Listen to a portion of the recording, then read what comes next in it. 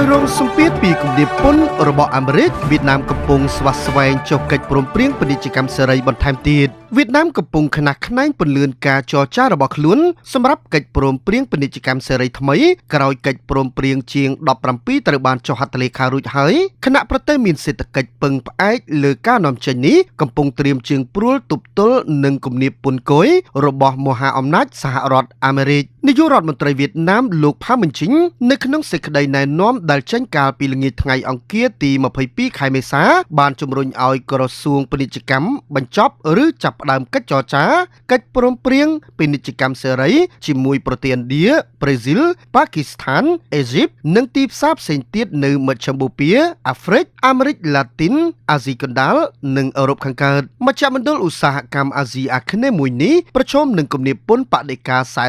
46% បច្ចុប្បន្នត្រូវបានផ្អាករហូតដល់ខែកក្កដាប្រសិនបើការយកពន្ធដ៏ច្រើនសន្ធឹកនេះកើតឡើងពិតមែនវាអាចបំផ្លាញកំណើនសេដ្ឋកិច្ចរបស់វៀតណាមដែលពឹងផ្អែកលើការនាំចេញទៅកាន់សហរដ្ឋអាមេរិកជាទីផ្សារកំពូលរបស់ខ្លួននិងការវិនិយោគធំដោយក្រុមហ៊ុនផលិតបរទេសថ្មីនេះប្រទេសសង្គមនិយមមួយនេះបានណែនាំដល់មន្ត្រីដើម្បីប្រយុទ្ធប្រឆាំងនឹងការក្លែងបន្លំពាណិជ្ជកម្មនិងបញ្ហាផ្សេងទៀតជាការព្រួយបារម្ភសម្រាប់សហរដ្ឋអាមេរិកខណៈដែលប្រទេសនេះបានត្រៀមខ្លួនជាស្រេចដើម្បីចាប់ផ្ដើមកិច្ចពិភាក្សាជាមួយមហាអំណាចសេដ្ឋកិច្ចទី1លើសកលលោកស្ដីពីពន្ធគយសូមជម្រាបជូនថាវៀតណាមបានចុះហត្ថលេខាលើកិច្ចព្រមព្រៀងពាណិជ្ជកម្មសេរីទ្វេភាគីឬពហុភាគីចំនួន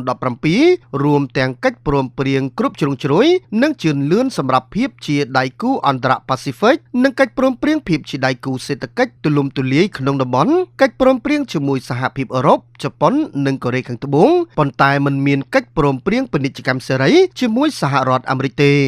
នៅក្នុងសារចរណែនាំដែលត្រូវបានចេញទៅកាន់ទីភ្នាក់ងាររដ្ឋាភិបាលនិងអាជ្ញាធរក្រុងនិងខេត្តលោកជីងបានរំលឹកម្ដងទៀតថាវៀតណាមនឹងប្រកាន់ភ្ជាប់នៅគោលដៅកំណើនផលិតផលក្នុងស្រុកសរុបរបស់ខ្លួនយ៉ាងហោចណាស់ 8% សម្រាប់ឆ្នាំនេះតាមរយៈការចាត់វិធានការផ្សេងៗជាច្រើនបើទោះបីជាពន្ធគយកំពុងកើនឡើងក៏ដោយសេចក្តីណែនាំបានបញ្ជាក់ថាចាប់តាំងពីដើមឆ្នាំ2025មកស្ថានភាពពិភពលោកបានឃើញការអភិវឌ្ឍថ្មីស្មុគស្មាញនិងមិនអាចទាយទុកជាមុនបានដោយមានការប្រកួតប្រជែងជាយុទ្ធសាស្ត្រកាន់តែខ្លាំងក្នុងចំណោមប្រទេសធំៗសង្គ្រាមពាណិជ្ជកម្មរីករាលដាលនិងការធ្លាក់ចុះនៃចក្ខុវិស័យសេដ្ឋកិច្ចពិភពលោកបង្កការលំបាកនិងបញ្ហាប្រឈមជាច្រើនមិនត្រឹមតែប៉ុណ្ណោះលោកនាយករដ្ឋមន្ត្រីក៏បានជំរុញឲ្យធនាគារកណ្ដាលឲ្យធានាឲ្យមានមូលនិធិគ្រប់គ្រាន់សម្រាប់កំណើនសេដ្ឋកិច្ចខណៈដែលរក្សាសុវត្ថិភាពសម្រាប់ទីផ្សារប្តូរប្រាក់បរទេសនិងទីផ្សារមាសនិងសម្រាប់ប្រព័ន្ធធនាគារ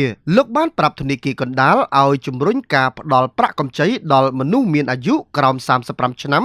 ដើម្បីទិញផ្ទះនិងផ្ដល់ប្រាក់កម្ចីដល់ក្រុមហ៊ុនដែលរងផលប៉ះពាល់ដោយពន្ធរបស់សហរដ្ឋអាមេរិកវិធានការផ្សេងទៀតរួមមានការបង្កើនការអភិវឌ្ឍហេដ្ឋារចនាសម្ព័ន្ធជំរុញការប្រើប្រាស់ក្នុងស្រុកនិងការជំរុញការវិនិយោគក្នុងការផ្លាស់ប្តូរ Digital និងបច្ចេកវិទ្យាលោកជីងបានប្រាប់ក្រសួងពាណិជ្ជកម្មឲ្យលើកទឹកចិត្តវេទិកាពាណិជ្ជកម្មអេឡិចត្រូនិកឲ្យអនុវត្តគោលនយោបាយអនុគ្រោះដើម្បីលើកកម្ពស់ការប្រើប្រាស់ទំនិញផលិតក្នុងស្រុកនិងជួយសម្រួលដល់ការដឹកជញ្ជូនទំនិញទៅកាន់តំបន់ដាច់ស្រយាល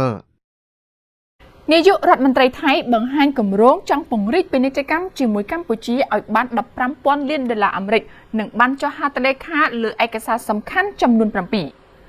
ដំណើរទស្សនកិច្ចរបស់នាយករដ្ឋមន្ត្រីថៃមកកាន់កម្ពុជាគឺភាគីថៃបានបង្ហាញគម្រោងចង់ពង្រីកទំនាក់ទំនងពាណិជ្ជកម្មទ្វេភាគីរវាងកម្ពុជានិងថៃឲ្យបានកើនឡើងដល់កម្រិតទំហំទឹកប្រាក់$15,000 លាន